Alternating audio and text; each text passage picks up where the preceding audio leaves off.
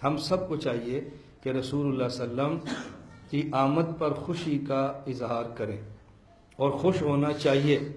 جو شخص رسول اللہ صلی اللہ علیہ وسلم کی دنیا میں آمد پر خوش نہیں ہے وہ شیطان ہے، کافر ہے، بے ایمان ہے، جو حضور کی آمد پر خوش نہیں ہے۔ لیکن رسول اللہ صلی اللہ علیہ وسلم کی آمد پر خوش ہونا اور ہے اور جشن عید میلاد النبی منانا اور ہے۔ رسول اللہ صلی اللہ علیہ وسلم کی آمد پر خوشی اور ہوتی ہے، جشن اور ہے۔ آپ کی آمد اور ہے، جشن میلاد النبی اور ہے۔ پھر جشن عید میلاد النبی یہ بالکل الگ تھلگ بات ہے۔ شریعت نے دو عیدیں بتائی ہیں، ایک عید الفطر اور ایک عید الاضحیٰ۔ عید الفطر رمضان گزرا اور اس کے بعد ایک ماہ روزے رکھے، رمضان میں مشقت برداشت کی ہے، اللہ نے فرمایا مہمانی ہے ہماری طرف سے، آج کھاؤ۔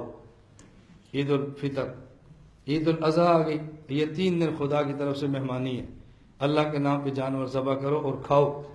تو ہمارے ایک عید الفطر ہے، ایک عید الاضحیٰ ہے، یہ تیسری عید اور وہ بھی جشن والی، اس کی ہماری شریعت میں کوئی گنجائش نہیں ہے۔ تو رسول اللہ صلی اللہ علیہ وسلم کی آمد پہ خوش ہونا اور بات ہے اور جشن عید میلاد النبی منانا اور بات ہے۔ پھر رسول اللہ صلی اللہ علیہ وسلم کی آمد پر لوگ پرچم لگاتے ہیں، اور پرچم ایسے جس پہ نبی پاک صلی اللہ علیہ وسلم کا روضہ مبارک بنا ہوتا ہے، کوئی پرچم ایسے ہو جس پہ رسول اللہ صلی اللہ علیہ وسلم کے نالین مبارک بنے ہوتے ہیں۔ اور جو ہی میلاد النبی عید کا ان کا 12 ربیع الاول کا دن گزرتا ہے تو گزرنے کے فوراً بعد ایک بعد 2 دن بعد وہ لڑیاں ٹوٹتی ہیں، حضور پاک صلی اللہ علیہ وسلم کے روضہ مبارک کی تصویر وہ مٹی پہ ہوتی ہے، نالین مبارک کی تصویر مٹی کے پر ہوتی ہے، اور یہ سنی بات نہیں ہے، میری اپنی آپ بیتی ہے۔ گزشتہ سال کی بات ہے، ایک بندہ فوت ہوا، میں تعزیت کے لیے ان کے یہاں گیا، میں نے گلی میں دیکھا تو کچھ جھنڈے نیچے گرے ہیں، کچھ جھنڈے اوپر ہیں، میں نے کہا نیچے جھنڈا لاؤ، میں نے کہا دیکھو اس پہ حضور پاک کے روزے کی تصویر ہے، تو تم نے روزے کو ناریوں کے اندر گرانا تھا، یہ کون سا تم نے حضور کے ساتھ محبت کا اظہار کیا ہے؟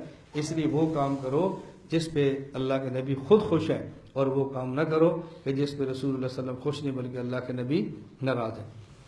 اور ایسے کام اپنی طرف سے کرنا، مخصوص دن متعین کرنا، اس کو باعث اجر و ثواب سمجھنا، اور جو وہ کام نہ کرے اس کو گستاخ کہنا، اس کی شریعت میں کوئی گنجائش نہیں۔ لوگ آپ سے کہیں گے اگر ہم نے 12 کا دن میلاد النبی کا متعین کیا تو جرم ہے، تم نے رائیوڈ کے اجتماع کے دن 3 متعین کیا، جرم نہیں ہے؟ ختم بخاری کی تاریخ رکھی تو جرم نہیں ہے؟ سالانہ جلسے کی تاریخ کی تو جرم نہیں ہے؟ دستار بندی کا دن متعین ہے، جرم نہیں ہے؟ تم نے نکاح کے دن متعین کیا تو جرم نہیں ہے؟ اور ہم نے حضور خوشی کا دن متعین کیا تو جرم ہے؟ میں نے کہا بات اچھی طرح سمجھو، ہم اگر رائیوڈ کی تاریخیں متعین کرتے ہیں، ان تاریخوں پر کوئی رائیوڈ نہ آئے تو ہم اسے گستاخ نہیں کہتے۔ ہم ختم بخاری، ختم تحاوی، کوئی اور کتاب ختم کرتے ہیں، اس کا دن متعین کرتے ہیں افراد کو جمع کرنے کے لیے، جو نہ آئے اس کو مجرم نہیں سمجھتے۔ اور ہم اگر جلسے کی تاریخ طے کرتے ہیں تو یہ نہیں کہتے جو ہمارے جلسے میں آئے گا ثواب ہے، نہیں آئے گا تو گناہ ہے، آج جلسہ کرو تو اجر ہے، آج نہیں ملو گے تو گناہ ہے، جو آج کرتا ہے اسے حضور خوش ہیں، جو آج نہیں کرتا وہ شیطان کا ساتھی ہے۔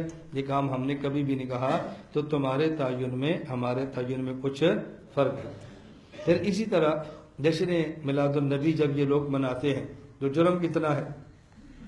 پورا دن جانور کو لیا، گڈھے کے اندر باندھ دیا، جانور کو لیا اور بلا وجہ پورا اس کو ریڑھی کے ساتھ باندھا ہوا ہے، اور پورا دن پھر اس کو مشقت میں ڈالتے ہیں، پھر روڈ بلاک ہوتے ہیں۔ اس کا نقصان کیا ہے؟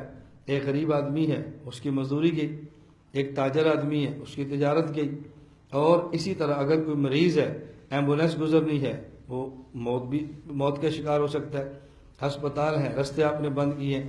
تو یہ اتنی تکالیف دینا یہ رسول اللہ صلی اللہ علیہ وسلم کا مبارک طریقہ نہیں ہے۔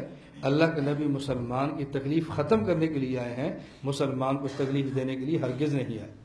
میں یہ بات کروں کہ آپ اس کو ذہن بناؤ، خود سمجھو، کہ جس حد تک ممکن ہو اپنے علاقے میں سمجھاؤ، جس حد تک ممکن ہو لڑائی جھگڑے کے بغیر یہ بات سمجھاؤ۔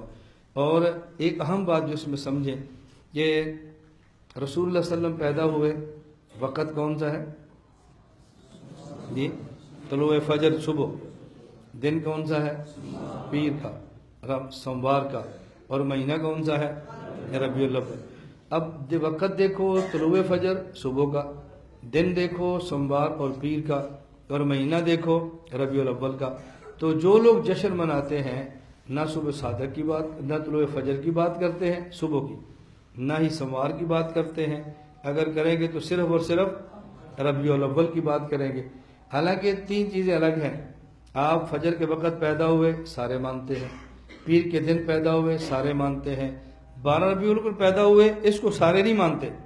خود جشن عید میلاد النبی منانے والے جس شخص کو اپنا امام مانتے ہیں، مولانا احمد رضا خان، انہوں نے فتاوی رضویہ میں ان کا ایک رسالہ نطق الہلال کے نام پہ انہوں نے لکھا کہ حضور کی پیدائش 12 کو نہیں تھی بلکہ 8 ربیع الاول کی تھی، اور آپ کی وفات 12 ربیع الاول کو ہے۔ بھئی جس بندے کے نام پر تمہارا مسلک ہے، جس بندے کے نام پہ تم نے فرقہ بنایا ہے، جو بندہ تمہاری فکر کا بانی ہے، وہ تو کہتا ہے 8 کو پیدا ہوئے اور آپ لڑ رہے ہیں 12 کو پیدا ہوئے، تو آپ اس مسئلے پر آپ نے اس کی بات کو کیوں چھوڑ دیا ہے، یا ان کی بات کو آپ ترجیح دیتے، یا آپ نے ان کو چھوڑ دیا ہے؟ اس کا معنی یہ ہے کہ اگر ان سے عقیدت ہوتی تو مانتے، عقیدت ان سے بھی نہیں ہے، بس ان کا بھی آپ نے نام جب چاہے استعمال کیا اور جب منشا خلاف ہو تو نام کو چھوڑ دیا۔ یہ بات مناسب نہیں ہے، تو میں نے اس لیے گزارش کی ہے کہ ربیع الاول حوالے سے اس چیز کا خیال کرو۔ اب جو لوگ اس دن جھنڈیاں لگاتے ہیں، ریڑے سے جاتے ہیں اور اس قسم کے جتنے کام کرتے ہیں، آپ ایمان سے بتاؤ اگر ان کی بجائے اسی پیسے کو کسی مدرسے پہ لگا دیں، الگ مدرسہ بن جائے، مسجد پہ بنا دیں، مسجد پہ لگا دیں، مسجد بن جائے، کسی یتیم کے لگا دیں، اس کی اچھی خاصی پرورش ہو جائے، کسی خاتون کو دیں، اس کی شادی ہو سکتی ہے، غریب کی غربت پروری ہو سکتی ہے۔ اتنا پیسہ جو ہم اڑا رہے ہیں، اگر اس پیسے کو مناسب جگہ پر لگا دیا جائے تو اس میں حرج کی بات نہیں ہے، دین کا فائدہ بہت ہے۔ ممکن اس پر کوئی تمہاری ذہن سازی کرے کہ یہ لوگ تو مستشرقین قربانی پہ کہہ رہے ہیں کہ تم جو 3 دنوں میں کروڑوں جانور ذبح کرتے ہو اور ان کا پیسہ ضائع کرتے ہو، اگر کروڑوں جانور ذبح کرنے کے بجائے ان کا پیسہ ہو اربوں کی صورت میں، یتیم خانہ بناؤ، ہسپتال بناؤ، مدرسہ بناؤ، مسجد بناؤ، سکول بناؤ، اور یہ ساری چیزیں تم بناؤ۔ یہ اعتراض تو ان کا بھی تھا، تو تم نے ان کی وجہ سے قربانی تو نہیں چھوڑی، اور یہ اعتراض آپ نے ہمارے اوپر کر دیا۔ ہم نے کہا قربانی کا مسئلہ الگ ہے اور یہ مسئلہ الگ ہے۔